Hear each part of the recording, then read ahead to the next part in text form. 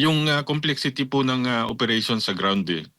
Um, Ayaw po kasi natin as much as possible na nagkakaroon ng trail. Not for purposes ng evasion ng ng accountability.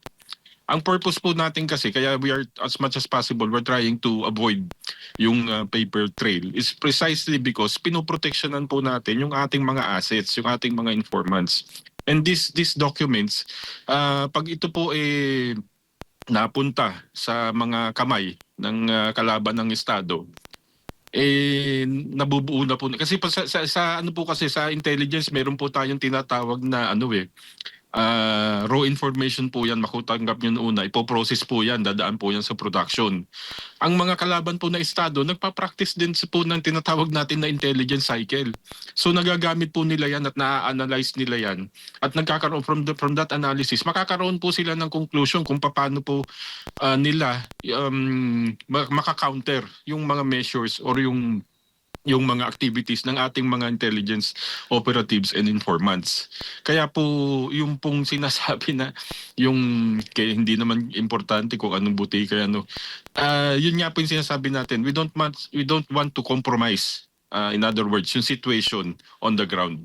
Kaya po ganun yun. At saka yun po, maliwanag naman po dun sa Joint Memo Circular 2015-01, yung exemptions. Hindi po kailangan naman na i-detalye lahat ng nangyayari on the ground. Kaya nga po meron yung meron po tayong case operational plan or COPLAN. Nandun po yung mga detalye na hinahanap nila. Pero ito po kasi, depende rin po kasi sa security clearance para po makita po ninyo. Pero for purposes of auditing, klaro naman po ang 2010-15-01 na memo circular. Meron pong mga exemptions.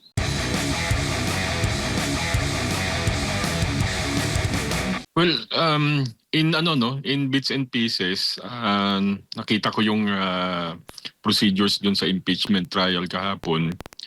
If you would analyze, especially kung gagamitin mong reference yung sinasabing joint memo circular for the proper disposition or processing ng mga confidential or intelligence funds, makikita naman natin na compliant ang OVP. Of course, merong mga findings but it does not necessarily follow na violations na yun. Kaya nga binibigyan ng notice kasi for them to correct yung mga posibleng nakita ng auditor na mga discrepancies dun sa kanilang nire-report. Opo. Bilang dating opisyal po ng pulisya, Colonel, papaano ho ba ninyo para sa kaalaman na rin ng ating mga kababayan ginagamit noon yung confidential funds na ito? Well, dalawang klase kasi yan no? When you talk of confidential funds, ito usually yung mga pondo na binibigay sa mga civilian agencies ng government. For example, mga LGU, meron yan. Sa military or sa uniform services naman, sa PNP, sa AFP, ito yung tinatawag na intelligence funds. Almost the same, may similarity sila. Pero ito usually, ginagamit kasi ito sa maraming bagay. Like for example, information gathering, itong tinatawag natin na pag-address ng mga criminal organizations, terrorist activities, basta pertaining to national security, yan usually yung pinagagamitan yan. Ginagamit din yan para sa pagbibigay ng reward system dun sa mga informants natin. Very critical ang role pagdating sa intelligence gathering. Opo. At paano po ninyo nababalansin noon, Colonel, ang lehitimong operasyon ng laban po sa mga kriminal at doon naman sa sinasabing dapat maiwasan yung maling paggamit, yung maabuso, Colonel, yung pondo nga nito? Yun nga po, no? Banggitin ko ulit, yung pong joint memo circular, doon po yung gumagabay eh. Yun yung sinusundan natin for the proper liquidation nitong mga intelligence funds na binibigay sa atin. Meron po dong mga specific na guidelines. Hindi lang po ako masyadong privy doon sa mga exact provisions, pero nabasa ko po yun at yun po yung pinagbabasihan natin. So, kung ang magiging question po is yung proseso ng paggamit ng pondo, meron po tayong sinusunod, which is ito nga po, itong memo circular na 2015-01. Sakop po niyan ang DND, Department of National Defense, ang DILG, tapos yung mga operating units po ng AFP at saka ng PNP. As far as sa ground naman po o yung tinatawag natin na dun sa ground operations, usually po kasi pagka ganyang utilization ng mga intelligence funds, talaga pong ano yan, kadalasan cash basis yan eh. Ganyan po ang transaction sa baba. Precisely because unang-una, ayaw po natin na magkaroon ng trail for the purpose ng security ng ating mga operatives, yung mga ating pong mga ahente. At the same time, yun din pong mga informante natin. Opo, opo. Pero sa paliwanag po ng witness na si Attorney Roderick Wamil, Colonel, ang sabi niya, hindi daw pinahihintulutan o disallowed sa ilalim po ng COA Joint Circular Number 2015, yung nabanggit po niyo, -01, ang pagbili ng mga karaniwang bagay tulad ng gamot at pagkain. Dahil nabanggit po niya ito na karaniwan pong ginagamit ang confidential funds. At ang naturang pondo umano ay eksklusibo lamang dapat para sa intelligence gathering at operasyong panseguridad. At sinabi rin po niya na idiniklara ng OVP na ang mga gamot na ito ay ginamit bilang rewards o pabuya. Ngunit walang isinumiting sapat na dokumento daw. Ano mong reaksyon po ninyo doon, Colonel? Regarding dun sa in-kind na paggamit, like yung binili ng gamot or things like that. Minsan kasi sa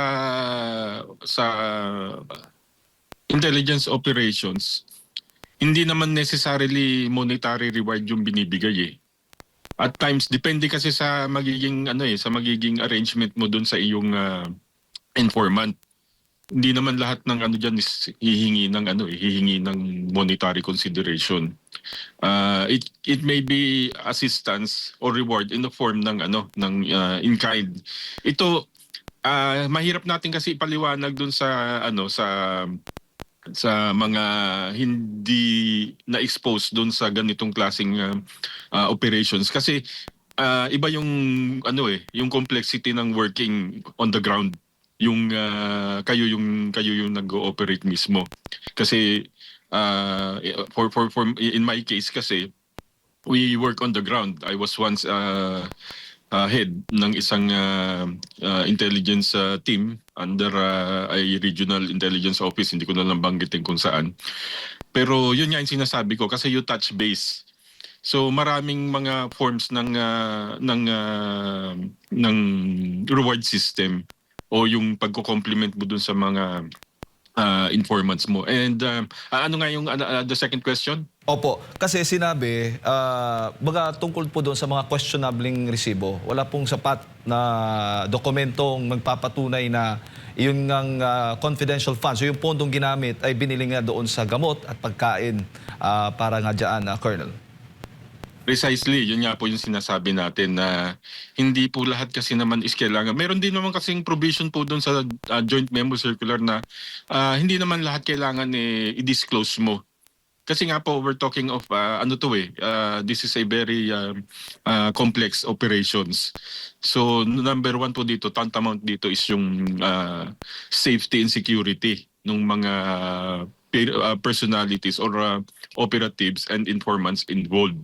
Kaya yung pong sinasabi na detalyadong receipts and things like that, hindi naman po nakasaad din naman po doon sa joint memo circular na meron din naman po mga exceptions. Opo, opo. Bago ko lang ipasa kay partner Admar, ano ho yung magiging reaksyon po ninyo doon sa binitawan po ni Wamil na sa kanyang pahayag na sabi niya, hindi naman po siguro confidential kung ang pagbibilhan mo ay drugstores. Kasi ang confidential po mismo, yung paggagamitan, hindi yung pinagbibilhan. Magkaibang bagay po kasi yon. Tama po. Pero like as I was saying kanina, no, yung complexity po ng operation sa ground eh. Um, Ayaw po kasi natin as much as possible na nagkakaroon ng trail. Not for purposes ng evasion ng ng accountability. Ang purpose po natin kasi kaya we are as much as possible we're trying to avoid yung paper trail is precisely because pinoproteksyonan po natin yung ating mga assets, yung ating mga informants. And these documents pag ito po napunta sa mga kamay ng kalaban ng estado nabubuo na po kasi sa ano po kasi sa intelligence meron po tayong tinatawag na raw information po yan, makutanggap nyo una, ipoprocess po yan, dadaan po yan sa production. Ang mga kalaban po na estado, nagpa-practice din po ng tinatawag natin na intelligence cycle. So nagagamit po nila yan at na-analyze nila yan. At nagkakaroon from that analysis, makakaroon po sila ng conclusion kung paano po nila makakounter yung mga measures or yung mga activities ng ating mga intelligence operatives and informants. Kaya po yung pong sinasabi na yung hindi naman importante kung anong buti kaya yun nga po yung sinasabi natin, we don't want to compromise, in other words, yung situation on the ground. Kaya po ganun yun. At saka yun po, maliwanag naman po dun sa Joint Memo Circular 2015-01 yung exemptions. Hindi po kailangan naman na i-detalye lahat ng nangyayari on the ground. Kaya nga po meron meron po tayong case operational plan or co-plan. Nandun po yung mga detalye na hinahanap nila. Pero ito po kasi, depende rin po kasi sa security clearance para po makita po ninyo. Pero for purposes of auditing, klaro naman po ang 1015-01 na memo circular. Meron pong mga exemptions. Colonel, maayong buntag. Magandang umaga. Si Admar po ito. Sir, dito po sa paggamit ng confidential intel fund, lahat po ba ng paggagastusan nito considered as confidential? Well, good morning muna, Admar. Yeah, kasi kaya nga tinawag natin na confidential funds 'yan. That is intended para talaga dun sa intelligence operations. So kung ano yung nakasaad dun sa sinubmit mo na requirements mo on your case operational plan, yun yung gagamitan mo. At the same time kasi yun nga sa pagproseso ng pagli-liquidate niyan. Meron kang mga i-attach ng mga forms, not necessarily detailing. Yung hindi mo na kailangan ilagay yung detailed operations ninyo or activities na ginawa. And some documents, yung tinatawag natin na pro forma na, kumbaga fill in the na lang yung dikahon na ng mga forms as required. So as I've always been saying, sa ground kasi talaga usually ang operations talaga diyan cash basis.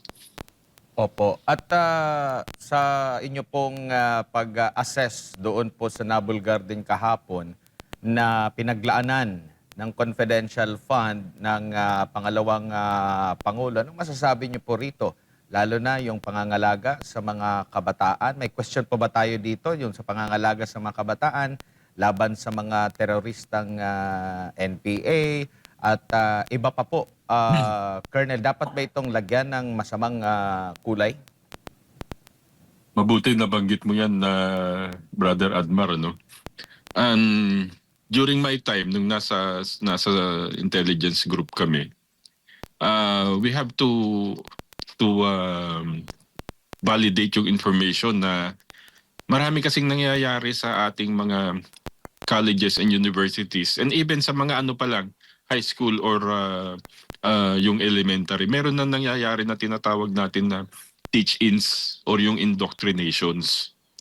Tama lang na parte dun sa nakita natin na pinaglaanan ng pondo at ng panahon ng ating DepEd Secretary at that time na si VP Duterte, na dapat talagang ma-monitor natin kasi um, this is part of the sa ginagawang radicalization ng mga uh, CPP, NPA, NDF. On the ground, sinisimulan na nila yan as early as elementary, tapos pagdating ng high school. Mas pronounced na pagdating sa college kasi you have these student organizations and uh, marami silang mga activities outside of the school na nagagawa na in the form of school activities. Nakatago yun doon, pero ang nangyayari is exposure na ng mga kabataan. Yun na yun sinasabi natin na unti-unti na silang after the indoctrination ini-expose sila.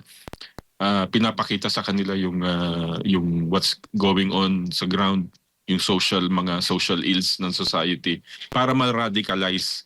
So tama lang talaga na there should be a program para ma-counter itong mga ganitong klaseng operations nung ating mga kalaban ng Estado. Opo. Colonel, sa tagal nyo rin po sa serbisyo, sa tagal nyo rin po dito sa nakaka-relate kayo sa paggamit ng confidential at intel fund, yung sa pag-audit po ba, kung pagbabasehan natin yung naging trial po no, nitong mga nakalipas na araw po, napapansin nyo ba or inyo po bang napupuna na talagang sinisingle out lang ang pangalawang pangulo at sasabihin mo na saglit lang, nangyayari din naman ito sa ibang mga ahensya ng gobyerno, binibigyan sila ng sapat na panahon, hindi naman direkta na i-conclude sa isang audit lang, sa isang tingin lamang, yan na talaga yung pinaka-final. Wala din namang na-establish din ata na yung hindi na-liquidate ay napunta sa bulsa ng pangalawang pangulo, Colonel. Tama po, no? Yung pong mga yung pong sinasabi na proseso ng pag-liquidate na ibulsa or whatever. Napakadali pong mag-akusa eh. Unang-una, ang naging conflict na po doon sa statement nung ating witness kahapon was that nagsalita siya na it's only the office of the Vice President na meron daw now na merong confidential funds, when in fact meron din pala yung previous VP during yung term ni Vice President Jejomar Binay, meron din palang confidential funds pero sabi niya wala. Secondly, nakita naman natin public record yan, yung I think it was almost 4 billion confidential and intelligence funds ng Office of the President. Question is, bakit parang nakatutok tayo doon sa isang opisina lamang na napakaraming gumagamit ng confidential funds sa kanilang mga agency, pero it's only the Office of the Vice President which is being singled out. Dapat hindi selective yung ating ginagawang pag-iimbestiga. Dapat kung sinasabi natin na merong misuse ng confidential funds on the Office of the Vice President, well, of course, dapat tingnan din natin yung ibang agencies or government offices na meron ding mga confidential funds. Especially itong Office of the President, malaki ito, 4 billion. So dapat tinitingnan din nila yon para maniniwala tayo at makukumbinsi nila ang taong bayan na ang ginagawa natin talaga is for transparency and accountability. Hindi yung nagkakaroon tayo ng tinatawag natin na political targeting. Meron tayong tinitingnan at tinititigan.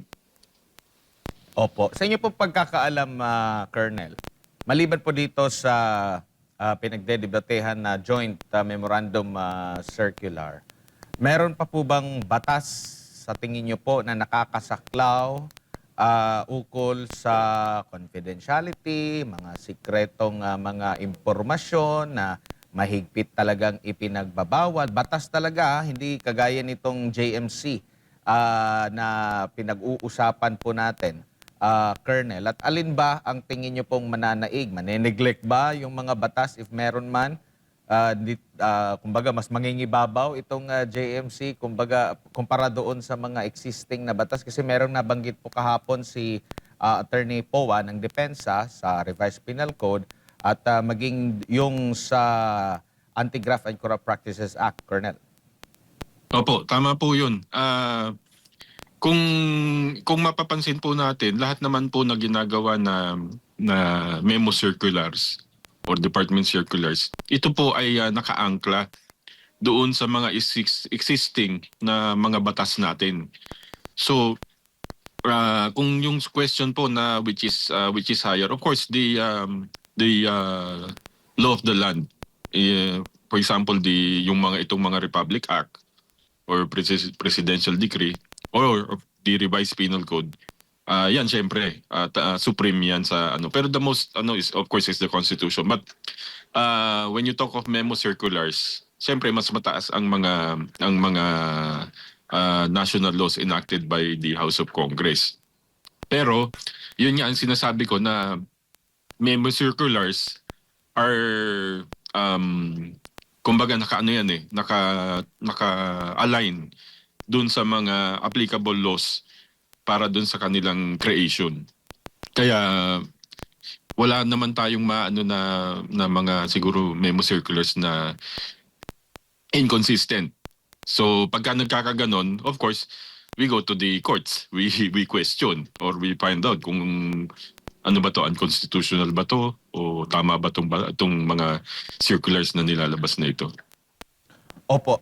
Colonel, dito naman po tayo sa paggamit ng alias, pseudonym, o AKA sa subject ng confidential funds. Ito po ba'y ipinagbabawal o bahagi pa rin ng confidentiality para makakuha, maka-purchase, maka-solicit ng information na mahalaga para sa gobyerno? Ano po yan? Yan po yung sinasabi natin na kalakaran po yan sa operations, sa intelligence operations. Talaga pong hindi po tayo gumagamit ng actual identity ng tao except for documentation purposes, which is yun nga po, meron yan security level Nandun po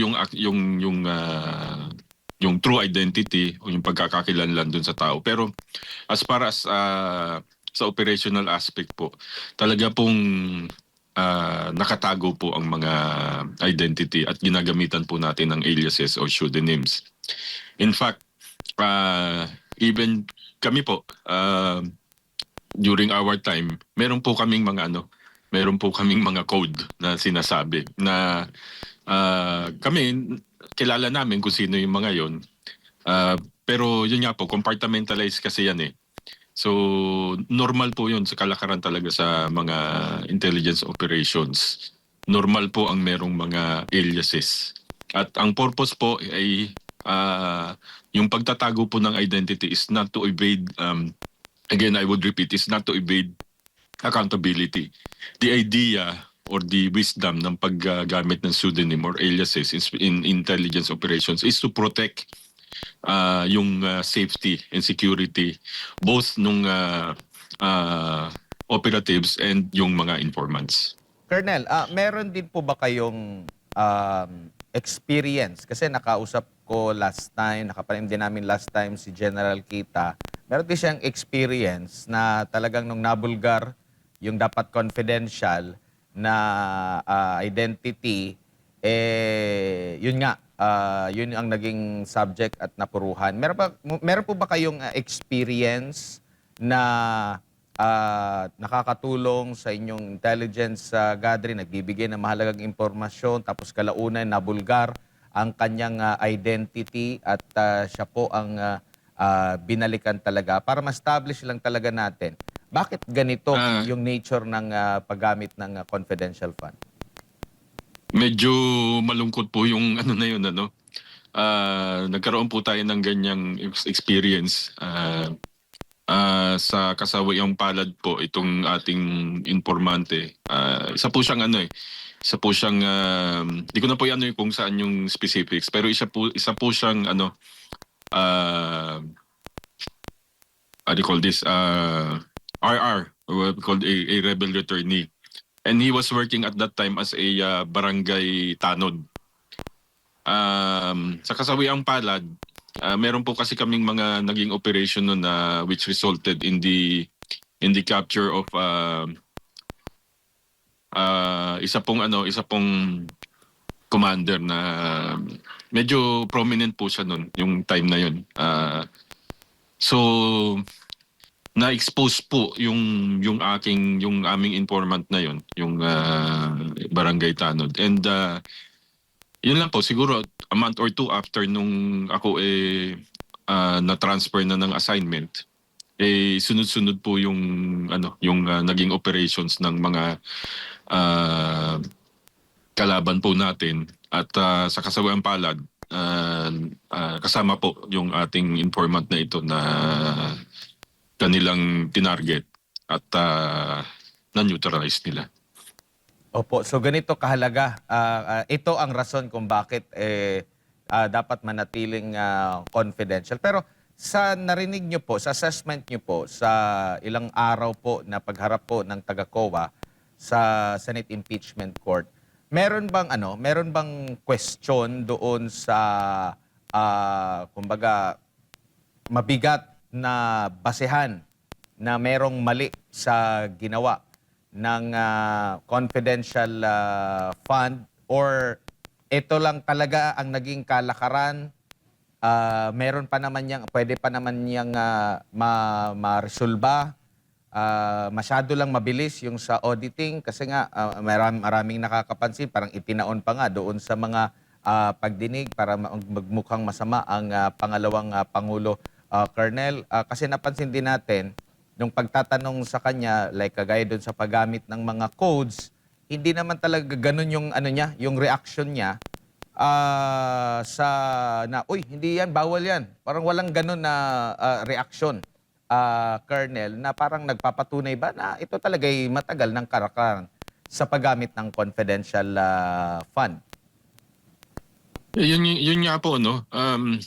Kasi po ang ang natin, I might sound biased, pero I'm trying to analyze po yung impeachment process, especially yung nangyayari ngayon na dun sa my confidential funds.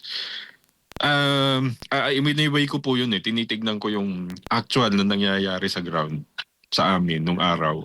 At saka ito pong binabanggit itong witness ngayon na alam naman po natin na kanya-kanya po tayong field of expertise. Pero yung pong mga ibang di-discuss nila, of course, it may be required by law, but some of them also have exemptions na ini-specify naman din po doon sa mga issuances ng ating government agencies na involved po dito. Ang nangyayari lang po kasi parang yun nga po, parang nagkakaroon ng yung targeting ang nangyayari. Meron silang agenda na nakakalimutan na po natin na ang purpose ng ginagawa nila is really yung accountability of public officials. Pero dito po makikita natin merong may theatrics. May mga may mga palabas. Like for example, nung dinala, nakita niyo po yung nung they were bringing in their supposedly evidence na ang lalaki nung box, na ang lalaki ng signages na confidential funds, and one guy also had to stop and had the media, the press to take a photo nung box. Tapos yung pong mga yung mga I won't how would I call it, parang unusual yung mga ginagawa nila. Yun lang, yung parang yun nga po, may theatrics na I've been nakaka-attend naman po ako ng mga hearing actual hearings, pero hindi naman po ganito na parang Parang ginagawa nilang telenovela, Opo, sad to say. pagdating po sa national security, sa concern natin sa national security, delikado po ba itong ginagawa nila ngayon, lalo na dito sa talagang pag-question sa confidential at intel fund? Maaari ba itong makaapekto sa kabuang operasyon ng atin pong gobyerno, lalo na doon sa pagkuha ng mga impormasyon na makakatulong para maprotektahan po yung ating gobyerno, ang atin pong bansa, considering marami din pong ahensya ng gobyerno at malalaki pa yung kanilang confidential fund. Para ba itong ang ginagawa masama ba sa ating gobyerno sa kalaunan? Tama ka dyan, Brother Jade and Admar. Yung pong paghahanap ng accountability ay hindi po mali yun. Tama po at yun po ay dapat ginagawa ng ating mga kinauukulan. Pero yung pag-expose, ito pong mga how do you call this? Yung parang hinihimay-himay natin yung mga specifics. Napakalaki pong epekto nito sa ating national security kasi na-expose po yung ating yung ating procedure at yung ating mga proseso na pwede pong i-exploit ng kalaban ng Estado.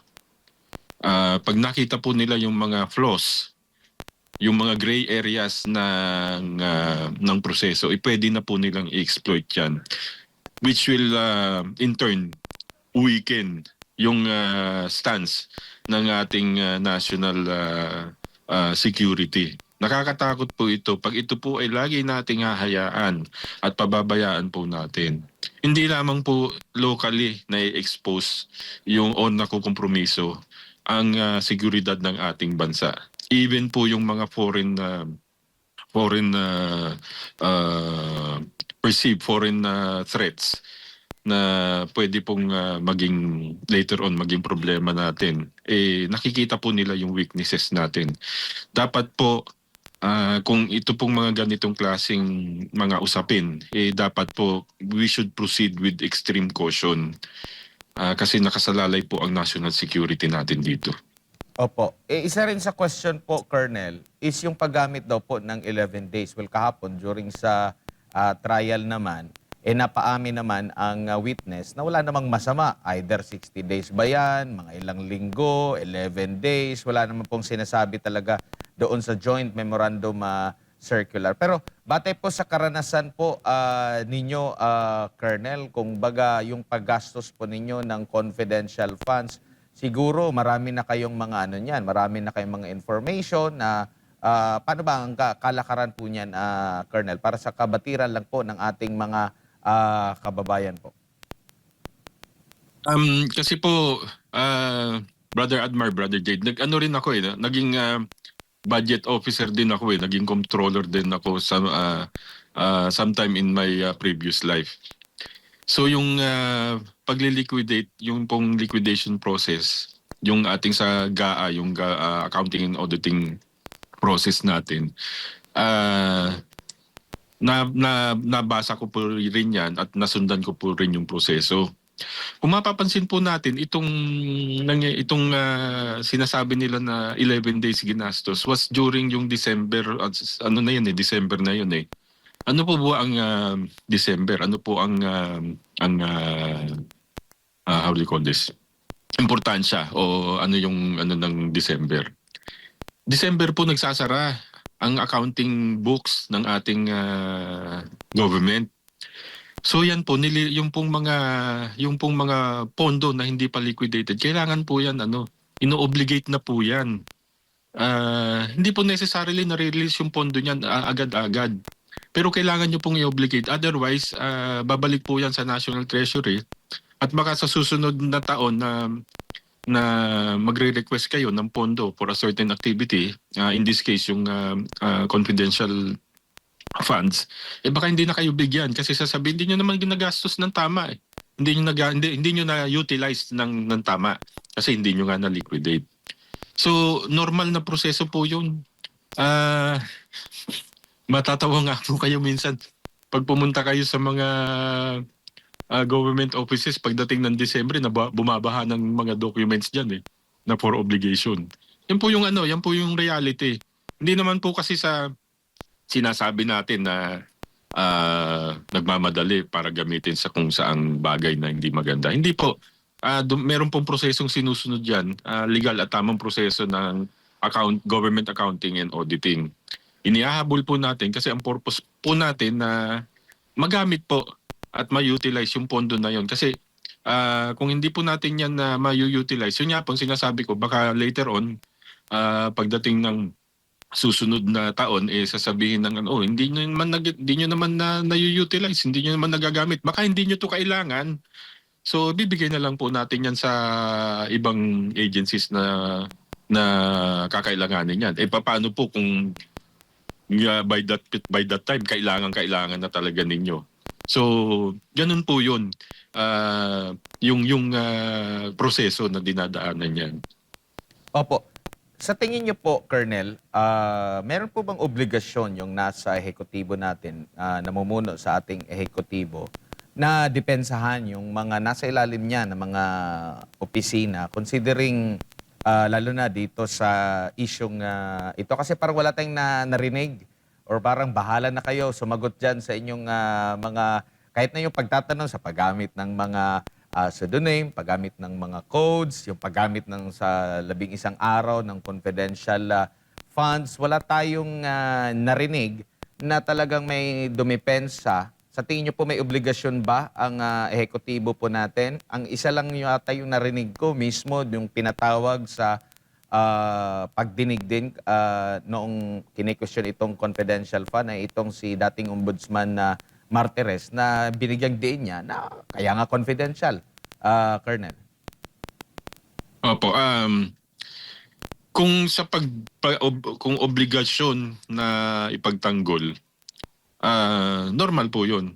Pero case to case basis siyempre, conditional 'yan. Kung nakikita po natin na merong tinatawag na perceived discrepancies, pag-aralan po natin. Tingnan po muna natin. Pero as far as giving your support, especially dun sa mga offices under you, tama po yun. Kung basta po ang pagbibigay po ng tinatawag natin na pagsuporta sa mga subordinate offices under us, dapat po yan binabalanse po natin at tinitingnan po natin kung ano po yung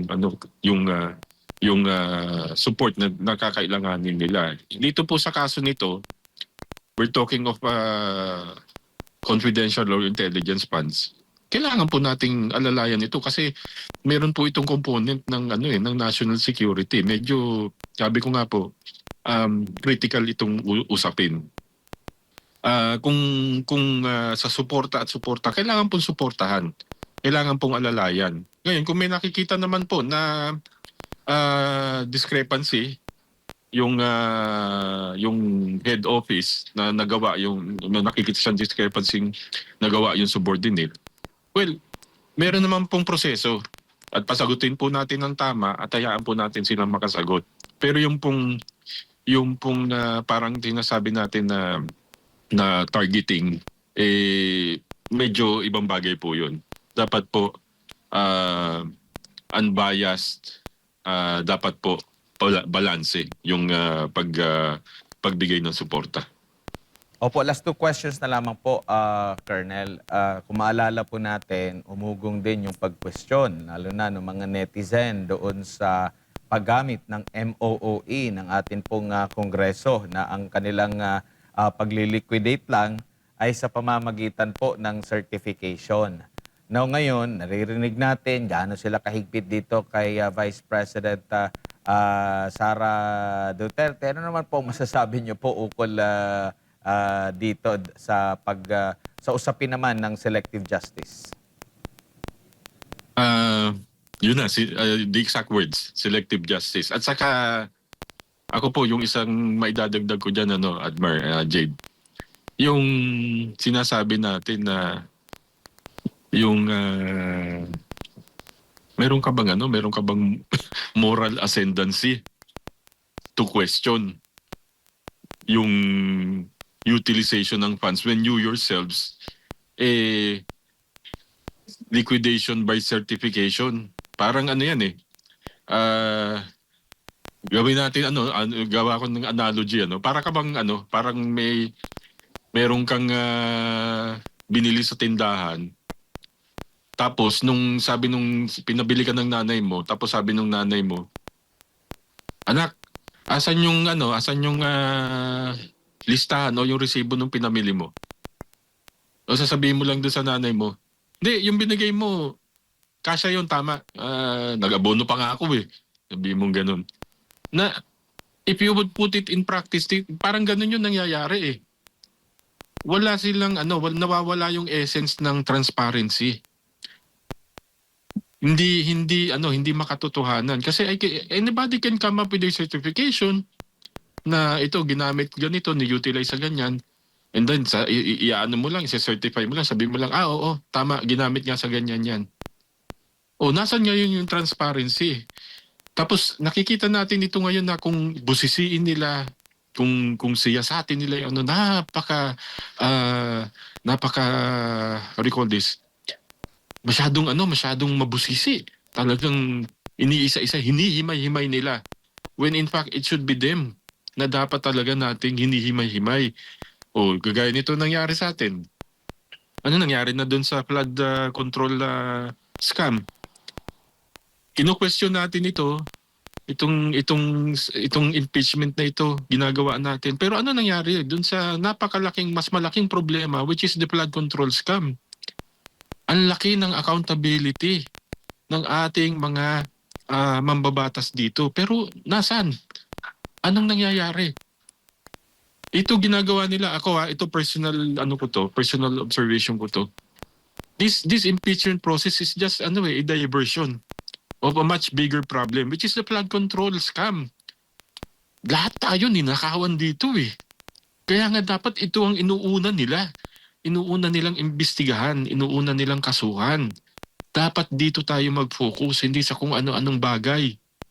Hindi po comparing 125 million allegedly na misuse confidential funds to trillions and trillions of maletas of flood control scam. Ano po ba ang mas dapat natin bigyan ng atensyon? Opo. Bilang panghuli na lamang po, Colonel, ano na lang po ang maipapayo ninyo, mensahe ninyo sa ating mga kababayan na nanonood dito po sa impeachment court? Hindi po ito kagaya talaga ng regular court. Halo-halo po ito. Maaring, sabi nyo nga, may mga theatrics na nangyayari, may mga sariling opinyon, may latagan ng mga propaganda. Paano po dapat itanggapin, i-treat, ano ang treatment, paano tanggapin ng mga kababayan natin yung mga information na naririnig at napapanood po nila, Colonel? Sabi nga nila, yun daw mga instant lawyers na tayo eh. Kaya yung mga nag-o-observe at nanonood. Pero tama po na dapat maging mapanuri tayo. We should not be taking everything hook, line, and sinker. Pag-aralan po natin yung pong mga nangyayari ngayon, especially itong impeachment process. Pag-aralan po natin, maging mapanuri po tayo.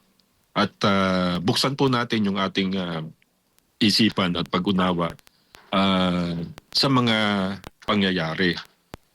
At sa akin po, siguro, mas bigyan natin ng focus o atensyon yung mas malaking problema na dinadaanan ng ating sambayanan ngayon, which is yung flood control project.